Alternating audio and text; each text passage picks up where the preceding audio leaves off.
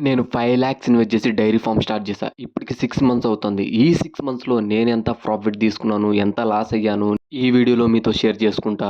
ఇక్కడే ఉన్న మా ఊర్లోని డైరీ సెంటర్‌కి నేను మిల్క్ రోజు పోస్తూ ఉంటాను. ఆ మిల్క్ సెంటర్ ఓనర్ ఒక నెలలో 2 బిల్లులు ఇస్తాడు. మిల్క్ సెంటర్ ఓనర్ ప్రతి 15 రోజులకి ఒక బిల్లు మనకిస్తాడు. అలా మనకు నెలకి 2 బిల్లులు ఇస్తాడు. అలా 6 మంత్స్‌లో నేను 12 బిల్లుల్ని తీసుకున్నాను.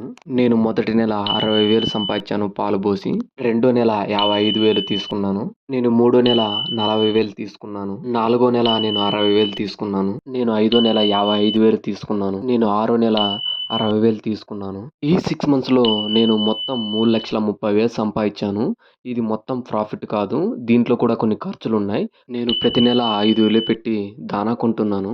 ఈ 6 నెలలకి మొత్తంగాను 30,000 ఖర్చు పెట్టి నేను ఆవులకి దానా కొన్నాను.